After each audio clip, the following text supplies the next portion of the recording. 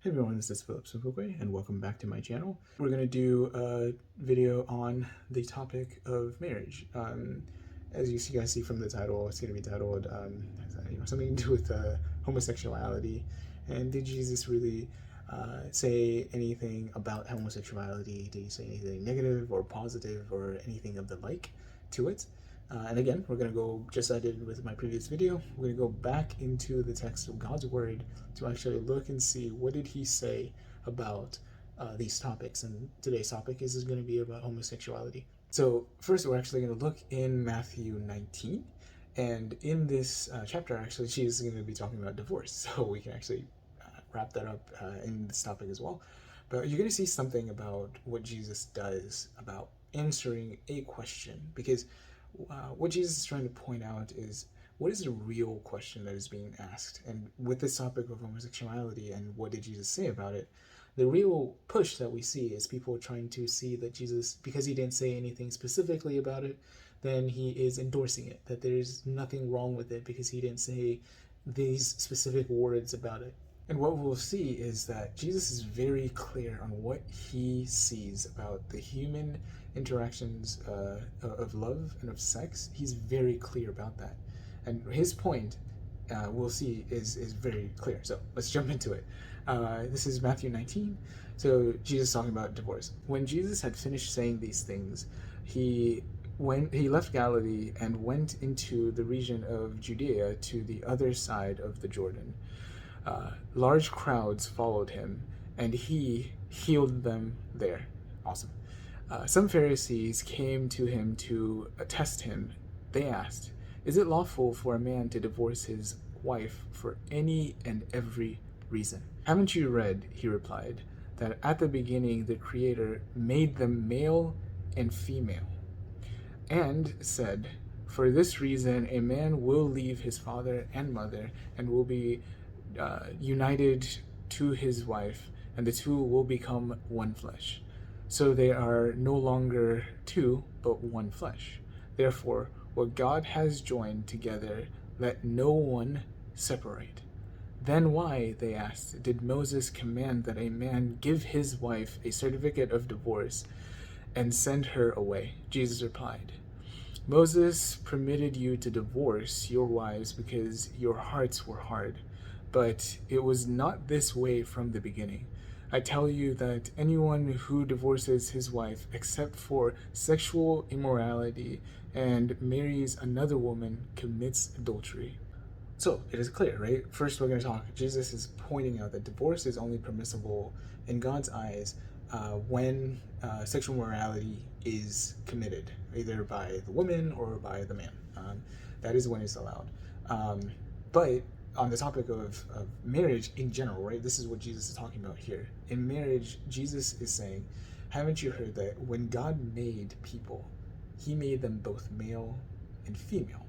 So here he's affirming that there is only two genders, there's only two sexes, because that is what God's intended design is for.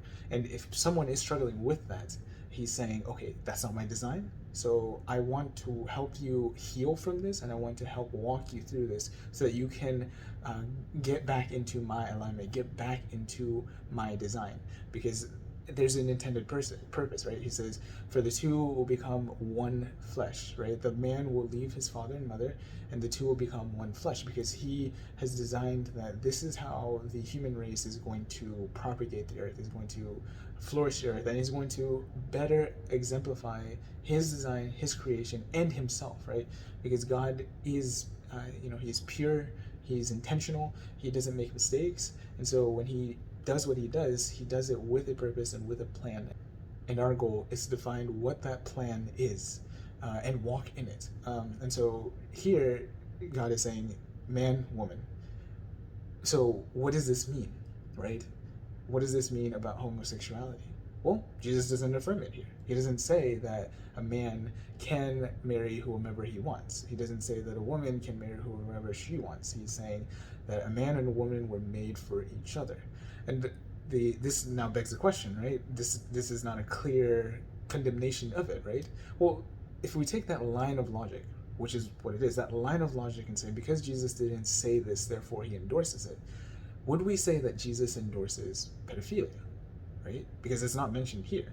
Would we say that Jesus endorses bestiality, right? People having sex with animals.